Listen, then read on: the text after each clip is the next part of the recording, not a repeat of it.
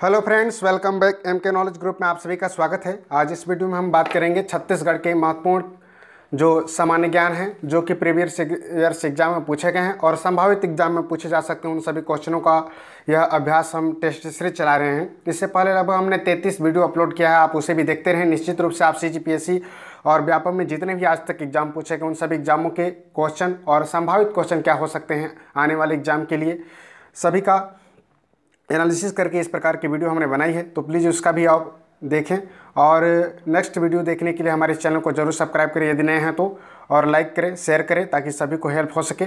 इस कड़ी में अगर हम बात करें तो आज इसमें हम बात करेंगे छत्तीसगढ़ के महत्वपूर्ण सामान्य ज्ञान और इसके साथ छत्तीसगढ़ी भाषा के कुछ महत्वपूर्ण क्वेश्चनों को भी हमने इसमें समावेश किया है, तो आपको इस वीडियो में देखने को मिलेगा।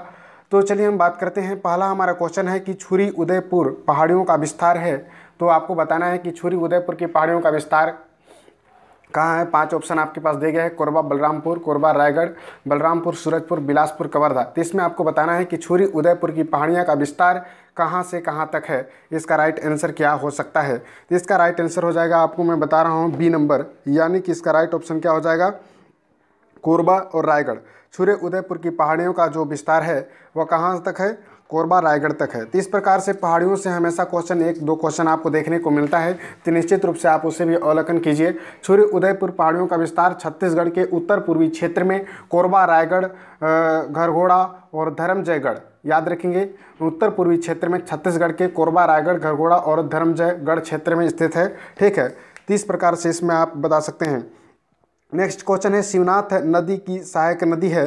तो इसमें देखिए आपको जमुनिया है, बोराई है, टेसुआ है, खोरसी है, कोल्हान है। तो शिवनाथ नदी की सहायक नदी है। इसको कमेंट में आपको बताना है कौन कौन से। इसमें देखिए 2 नदियां हैं जो शिवनाथ की सहायक नदियां हैं, इसलिए इसे व्यापम द्वारा क्या किया कर दिया गया है, विलोपित कर दिया गया है। व्यापम द्वारा इसे विलोपित किया गया है, तो आप इसे बताएंगे। इस प्रकार से नदियों से भी क्वेश्चन आपको देखने को मिलता है। तो इसमें पूछा गया है कि शिवनाथ नदी जो है उसमें सहायक नदी कौन है। आप लोग कमेंट कर में बताइए कि जमुनिया और बोराई क्या शिवनाथ की सहायक दोनों नदियां हैं, या टेसुआ, खोरसी या कोल्हान। इसमें आपको बताना है शिवनाथ की सहायक नदी कौन कौन सी हैं, व्यापम द्वारा इसे क्या किया है, विलोपित किया गया है। चलिए नेक्स्ट हम बात करते हैं, निम्नलिखित में से कौन सी जोड़ी छत्तीसगढ़ में आदिवासी विद्रोह और उसके नेता से सुमिलित नहीं है। तो इस प्रकार से हमेशा विद्रोह से क्वेश्चन आपको देखने को हर एग्जाम में मिलता है, जैसा कि CGPSC 2021 में भी पूछा गया था। तो परलकोट विद्रोह 1825, इसमें पूछा गया है कौन सा सुमिलित नहीं है, अर्थात असत्य कथन को आपको बताना है।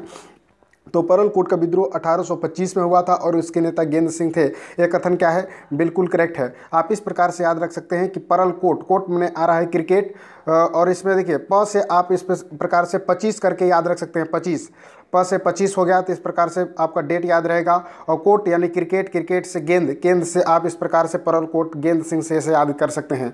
नेक्स्ट है यहाँ पर तारापुर विद्रोह 1842, दल गंजन सिंह। इसको कैसे आप लोग याद रखोगे, तारापुर, तारा क्या है, तारों का दल, ऐसे याद रखना है कि तारों का दल यानी कि दलगंजन सिंह। इस प्रकार से याद रख सकते हैं कि तारों का दल जो था वह दलगंजन सिंह। और 42 तो आपको ऐसे ही याद रखेगा, तारा 42, 42 तारा ऐसे याद कर सकते हैं कि 42 तारा था। इस प्रकार से इसे याद कर सकते हैं कि 42 तारा का मतलब 1842 में हुआ, और तारों का दल का मतलब दलगंजन सिंह जो महत्वपूर्ण थे छत्तीसगढ़ के आदिवासी विद्रोह में। तो ये भी कथन बिल्कुल सही है। अब आता है मेडिया विद्रोह 1842, हिडमा माझी। मेडिया आपको इसमें बताना है, मेडिया, मेडिया में विद्रोह, मेडिया से म आ रहा है, तो इस प्रकार से माडिया, हिडमा, हिडमा। तो ये भी कथन क्या है, सही है। तो इस प्रकार से इस कथन को भी आपको क्या करना है, सही है। इसका भी राइट आंसर क्या होगा, हिडमा माझी जो है मेडिया विद्रोह 1800 जो है 42 में हुआ था, ये भी 42 में हुआ था और 63 तक चला था, जबकि तारापुर विद्रोह 1842 से 1854 तक चला था। तो आपको छत्तीसगढ़ के आदिवासी विद्रोह से हमेशा क्वेश्चन पूछा जाता है, इसलिए हम इसे बार बार इस प्रकार के क्वेश्चन आपसे करवा रहे हैं। निश्चित रूप से एक क्वेश्चन आपको देखने के लिए मिलता है इस प्रकार से, और अधिक से अधिक 2-3 क्वेश्चन भी पूछ लिए जाते हैं। अब देखिए, कोई विद्रोह 1859 में, डेट बिल्कुल सही है, कोई विद्रोह 1859, तो कोई 59, कोई 59 ऐसे याद रखेंगे, 59 याद रहेगा तो कोई से हो जाएगा। इसमें लिखा है गोपीनाथ, यह कथन क्या है, बिल्कुल गलत है, यही कथन आपको क्या है, गलत है। इसको कैसे याद रखो, कोई का नागुल दुर्ला, कोई नागुल, कोई नागुल ऐसे करके आप याद रख सकते हैं। कोई का क्या हो जाएगा, नागुल दुर्ला। तो कोई विद्रोह 1859 में हुआ था। इसके नेता जमींदार जो थे नागुल दुर्ला थे। उन्होंने भोपालपट्टनम के जमींदार राम भोई और भेजी या कहीं पर इस प्रकार से लिखा रहता है, उसके 2 सहायक थे। आपको याद रखना है, स्टोरी हमेशा याद रखिए, क्योंकि मेंस में इस प्रकार के लिखने के लिए कई बार एग्जाम में पूछा गया है कि कोई विद्रोह के क्या था, उसके कारण क्या थे, उसके नेतृत्वकर्ता क्या थे, उसके समय में कौन शासक थे, इस प्रकार की चीज़ें भी आपको देखने को मिलता है। और उसमें कौन सा वृक्ष का प्रयोग किया गया था। परल कोट में आप लोग जानते होंगे कि धौड़ा वृक्ष का प्रयोग किया गया था प्रतीक चिन्ह के रूप में। तो कौन कौन सी चीज़ें थी, क्या कारण था, इस प्रकार की चीज़ें भी आपको देखने को मिलता है। तो हम बता रहे हैं आपको कोई विद्रोह का, तो कोई विद्रोह जो है 1859 में हुआ और उसके नेता जमींदार नागुल दुर्ला थे, जो कि भोपालपट्टनम के जमींदार राम भोई और भेजी के जमींदार जुगा राजू, कहीं पर जुगाराज भी रहता है, जुगा राजू, ये 2 लोग थे कोई विद्रोह में। तो आप लोग याद रखेंगे कि राम भोई और भेजी के जमींदार जुगा राजू अपने पक्ष में कर अंग्रेजों द्वारा साल वृक्ष को काटे जाने के खिलाफ जो है विद्रोह किया, अतः विकल्प डी सही सुमिलित नहीं है। ठीक है, साल वृक्ष को काटे जाने के खिलाफ जो है विद्रोह किया। ठीक है, इस प्रकार से आप याद रखेंगे। कोई विद्रोह 1859 में हुआ, नेता थे नागुल दुर्ला, भोपालपट्टनम के जमींदार राम भोई और भेजी के जमींदार जुगू राजू के अपने पक्ष में कर अंग्रेजों द्वारा साल वृक्षों के काटे जाने के खिलाफ विद्रोह हुआ था। और इसमें ये क्या हुए थे, सफल भी हुए थे। उस समय क्या था कि साल वृक्षों की कटाई क्या हो गई थी, कम हो गई थी। और बस्तर विद्रोह 1810 यहाँ पर लिखा है, बिल्कुल ये भी गलत है उस हिसाब से, क्योंकि बस्तर का जो विद्रोह था, जिसे हम भूमकाल विद्रोह के नाम से हम जानते हैं, तो इस प्रकार से विलोपित ये भी हो सकता है, क्योंकि बस्तर का विद्रोह यहाँ पर डेट को नहीं लिया है, क्योंकि बस्तर का विद्रोह गुंडाधुर के नेतृत्व में हुआ था, जिसे हम भूमकाल का विद्रोह कहते हैं। 1910 होना चाहिए था। हो सकता है कि इसमें टाइपिंग में मिस्टेक हो, तो इसका राइट आंसर आपको क्या लगाना है, डी नंबर क्या है, सुमिलित नहीं है। कोई विद्रोह 1859 में, इसका राइट आंसर क्या होगा, नागुल दुर्ला। बहुत ही इंपॉर्टेंट क्वेश्चन है, इसलिए हमने डिफाइन किया है। छत्तीसगढ़ राज्य लोक सेवा में वर्गीकरण की क्या व्यवस्था है। तो छत्तीसगढ़ लोक सेवा में वर्गीकरण की क्या व्यवस्था है, इसमें आपको बताना है।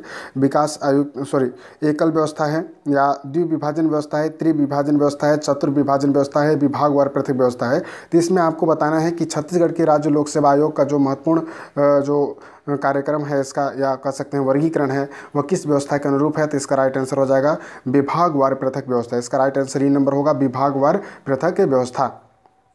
छत्तीसगढ़ ग्रामीण विकास विभाग का प्रशासनिक प्रमुख कौन होता है, इसमें बताना है। तो प्रशासनिक प्रमुख से क्वेश्चन आपको देखने को मिलता है। तो छत्तीसगढ़ ग्रामीण विकास का प्रमुख कौन होता है, आपको बताना है। विकास आयुक्त, मुख्य कार्यपालन अधिकारी, उप आयुक्त विकास, मुख्य सचिव या अतिरिक्त सचिव। इसका राइट ऑप्शन हो जाएगा विकास आयुक्त। विकास आयुक्त जो होता है वो ग्रामीण विकास का प्रशासनिक प्रमुख होता है।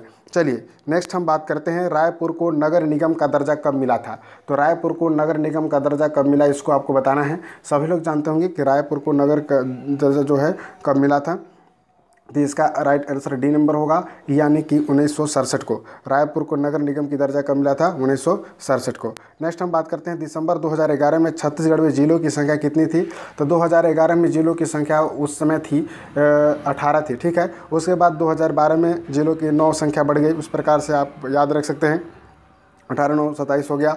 और अभी जो है वर्तमान समय में क्या है, 28 जिले हो गए। गोरला पंडा मरवाही को 10 फरवरी 2020 को उसे भी बनाया गया है। तो इस प्रकार से आप याद रख सकते हैं कि वर्तमान समय में 28 जिले हैं। तो इस प्रकार से चीज़ें पूछी जा सकती हैं, इसका भी ध्यान आप रख सकते हैं करंट अफेयर्स में। प्राचीन छत्तीसगढ़ के राजवंशों को सुमिलित कीजिए। कई बार एग्जाम में इस प्रकार की चीज़ें आपको मिलाने के लिए आता है, जैसे नल वंश, सर्वपुरीय, पांडु और सोमवंश। नल वंश में सबसे जो फेमस राजा थे उसका नाम था सुखदेवराज। याद रखेंगे, नल वंश में क्या होता है, फेमस राजा थे सुखदेवराज। इसका राइट ऑप्शन क्या हो जाएगा, ए का 4 हो जाएगा। सर्वपुरीय वंश का आपको याद होना चाहिए स्कंद वर्मा। सर्वपुरीय वंश में क्या थे, तो इसका राइट ऑप्शन हो जाएगा स्कंद वर्मा। पांडु वंश में कौन थे, तो इसका राइट ऑप्शन हो जाएगा तीवरदेव। पांडु वंश में क्या थे, तीवरदेव थे। और सोम वंश में कौन थे, तो इसका राइट आंसर हो जाएगा शिवगुप्त। तो इस प्रकार से इसका राइट ऑप्शन ई नंबर होगा, याद रख सकते हैं।